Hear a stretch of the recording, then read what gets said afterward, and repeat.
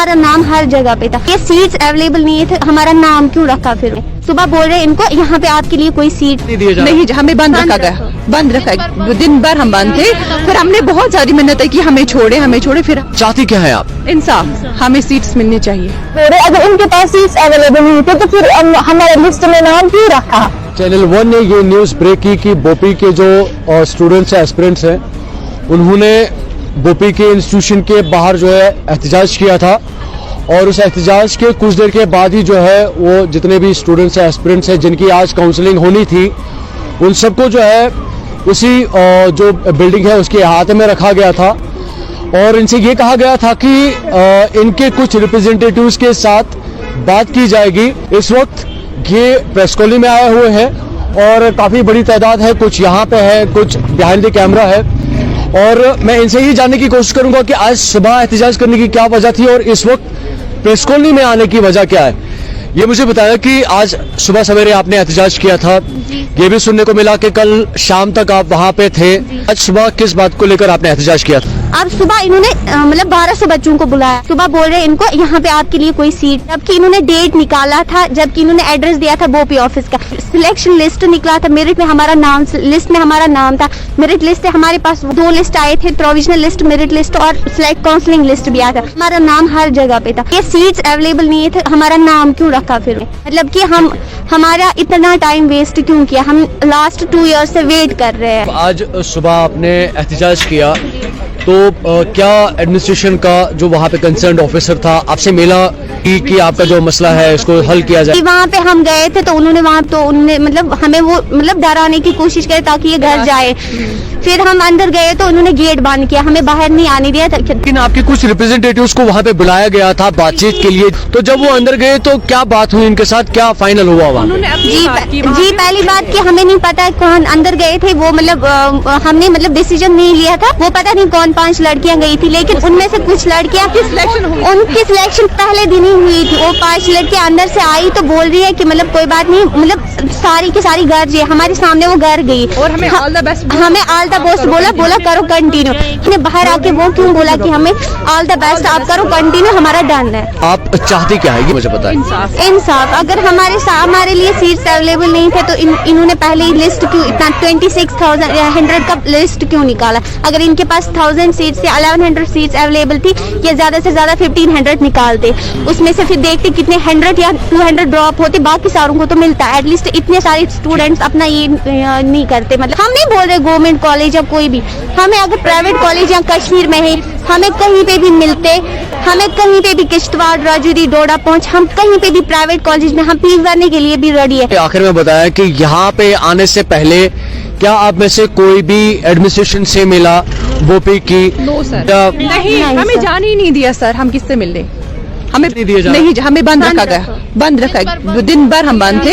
फिर हमने बहुत सारी मिन्नतें की, हमें छोड़े। फिर हमें वहाँ हमारे साथ हिरास किया उन्होंने। हमने किसी को ना देखा वहाँ पे, ना हमारे पास कोई आया। ठीक है, चाहते हैं आप इंसाफ, हमें सीट्स मिलनी चाहिए। मैं अभी बताया कि प्राइवेट सीट्स मिलनी चाहिए, कहीं पे भी हम वहाँ जाने के लिए तैयार है। क्या जो एलिजिबिलिटी क्राइटेरिया है क्या आप सभी ने वो पूरा किया हुआ है? यस सर, हमारे पास सब कुछ है, हमारे पास प्रूफ्स है, हमने सब कुछ। हमारी फी भी हुई है, उस टाइम हमारी फी भी थी, वो भी हमने सबमिट किया, डॉक्यूमेंट्स हमने सबमिट किया। दैट्स व्हाई तभी हमारा लिस्ट आया है, लिस्ट में नाम आया। लिस्ट तब निकलती है जब आपके पास प्रोविजनल और मेरिट लिस्ट क्लियर होता है। सर हमारे पास प्रूफ है, ये देख सकते हैं आप, हमारे पास प्रूफ है।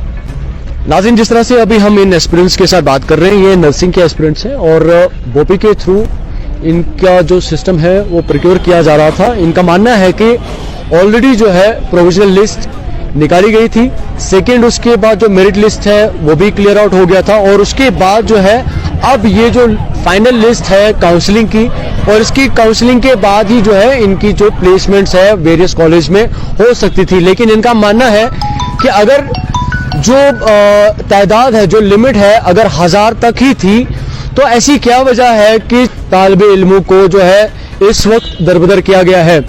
इनका मानना है कि सुबह से आज इसी बात की दरख्वास्त की जा रही है कि इनके साथ इंसाफ किया जाना चाहिए, इनके कैरियर के साथ कहीं पे कोई भी खिलवाड़ नहीं होना चाहिए। इनका ये मानना है कि इस वक्त अगर ये चंद जो एस्पिरेंट्स हैं, चंद जो स्टूडेंट्स हैं यहाँ पे मौजूद हैं, लेकिन इनके पीछे कम से कम 1600 ऐसे तालिब इल्म हैं जो इस वक्त परेशानी की हालत में है और अपने फ्यूचर को लेकर परेशान है।